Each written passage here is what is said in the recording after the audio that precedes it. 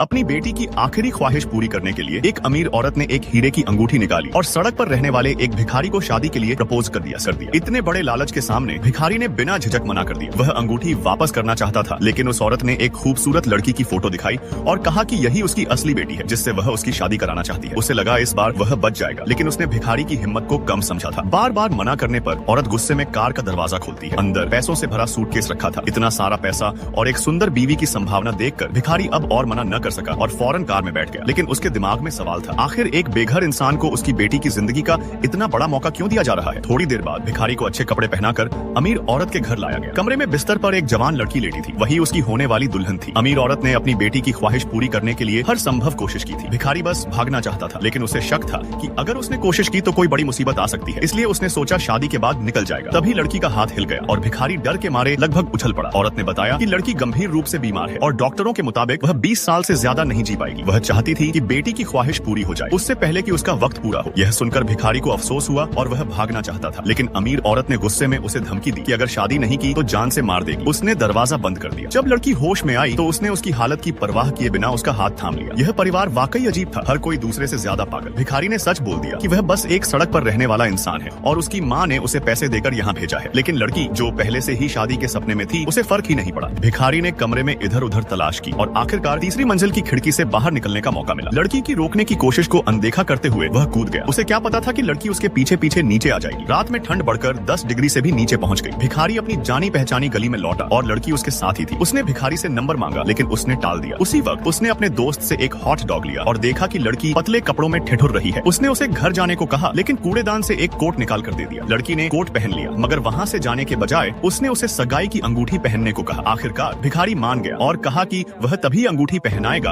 अगर लड़की hot dog खाए। उसके कहने पर लड़की ने हिम्मत करके हॉट डॉग खाया और उसे अब तक का सबसे स्वादिष्ट खाना लगा। असल में लड़की बचपन से ही अपनी माँ की कैद में थी और उसने कभी असली जिंदगी का मजा नहीं लिया था, लेकिन इस मुलाकात ने उसे पहली बार सच्ची खुशी दी। धीरे धीरे दोनों के बीच नजदीकियां बढ़ने लगी। तभी लड़की को याद आया कि सुबह उसकी माँ पादरी के साथ आएगी शादी कराने के लिए। भिखारी पहले तो साथ जाने को तैयार नहीं था, लेकिन उसकी हालत देखकर मान गया। सुबह जब औरत और पादरी पहुंचे तो उन्होंने बेटी को अकेला देखा और सोचा कि भिखारी भाग गया है, जबकि असल में वह लड़की के साथ उसकी आखिरी ख्वाहिश पूरी करने जा रहा था। भिखारी ने घुटनों के बल बैठकर सगाई की अंगूठी दी। माँ और पादरी की मौजूदगी में उन्होंने अंगूठियां बदली और हमेशा साथ रहने का वादा किया। शादी के बाद अमीर औरत ने उसे सूटकेस में रखे इनाम की याद दिलाई। वह यह जाने से पहले नहीं जानता था कि बेटी को पहले से ही इस सौदे की सच्चाई पता थी, लेकिन उनके वादे दिल से थे और भिखारी ने तय किया कि वह अपनी पत्नी के आखिरी वक्त तक उसका साथ देगा। यह वादा सुनकर लड़की खुश हो गई। उसने इनाम लिया और अपने परिवार के लिए एक नोट छोड़ा। चाहे जो भी हो, बाकी वक्त का इस्तेमाल नई जिंदगी शुरू करने में करना चाहिए।